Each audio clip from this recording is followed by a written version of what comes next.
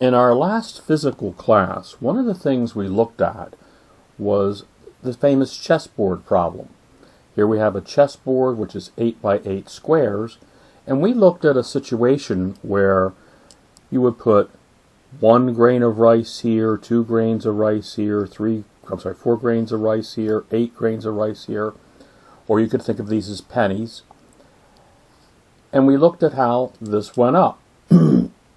We noticed the pattern here, that this is 2 to the first, this is 2 squared, this is 2 to the third, 2 to the fourth, 2 to the fifth, 2 to the sixth, 2 to the seventh, and so on. Now the 1 is kind of an interesting one because it's 2 to the 0th, and anything to the 0 power is going to be 1. One of the things we looked at in that class was how many grains of sand or how many pennies would be on this last square. Well, since the sequence here begins at 0, you see this one is going to have 2 to the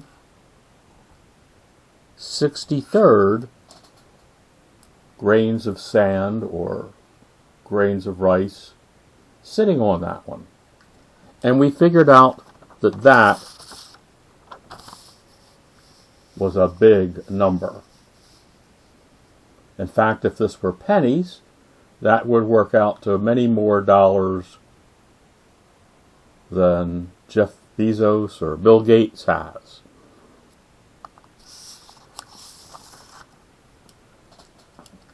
Now, this time, we want to take this sequence and, well, one of the things we did before is we looked at this sequence and saw that this was, 2 to the I to say however many we had, right? So if we were going to find this at the 7th position, it'd be 2 to the 7th.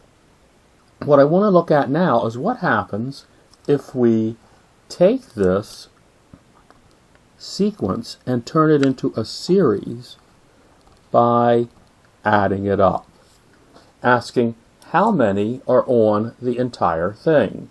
In other words, with our summation notation, what we're looking at is taking 2 to the I, and we're starting at 0, and in this example we're going up to 63, but I'd really like to make this thing so that we can go up to anything. ... plus 2 to the n. We'd like to be able to make a general way of doing this. Well, what you might notice in looking at this is that the sum total of how many pennies we have here will be 1 at this point. The sum total of how many you have here would be 1 plus 2 or 3. Just trying to use a different color. 3 plus 4 is 7. 7 plus 8 is 15. 15 plus 16 is 31. 31 plus 32 is 63. 63 plus 64 is 127. So what you might notice is that these numbers that show the sum is always 1 less than the next square.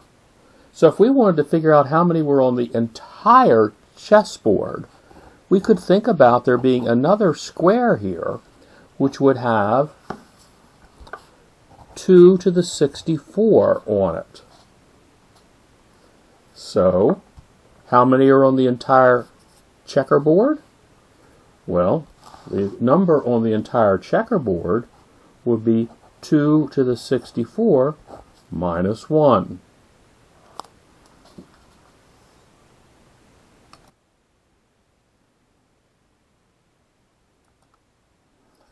Let's see if we could think of a formula for this in the same way that we did our work for the sum of the first n integers.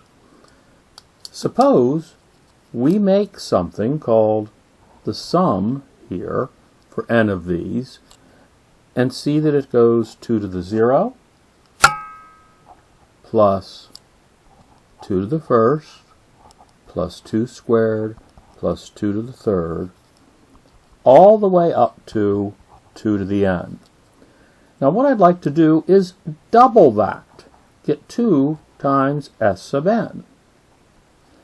When I do 2 times s sub n, it's going to be double this. So it's 2 to the first plus 2 squared plus 2 to the third, and so on, up through 2 to the n, plus 1 more term, 2 to the n plus 1. There, now I think you can see it, 2 to the n plus 1. What I'd like to do is to subtract this bottom line from the top line. Well, one sum taken from 2s sub n is going to be just s sub n. We get 2 to the n plus 1 here, but then we're subtracting 2 to the 0, which is 1, and what we have is a formula that matches up with what we've just been seeing in our example on how to do this.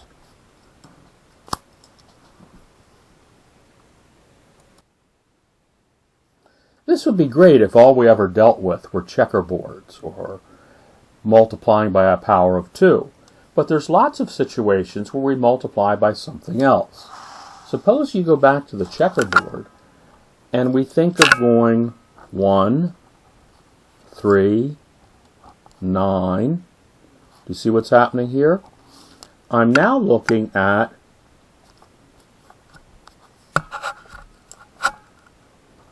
3 to the 0 plus 3 to the 1 plus 3 squared plus 3 to the third plus 3 to the fourth, all the way up to 3 to the n. Or for that matter, I could even do a fraction. Suppose I did 1, 1/2, 1/4, 1/8. So in this case, I'd be looking at 1/2 to the 0 power plus 1/2 to the first power plus 1/2 to the second power, and so on up to 1/2 to the n. Well, instead of using actual numbers here, we could actually think about this being the multiplier or ratio, which is why the letter r is being used.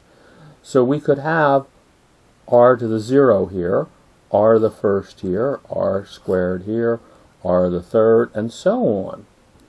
It'd be neat to have a formula for this, and we're going to take a look at that in the next video.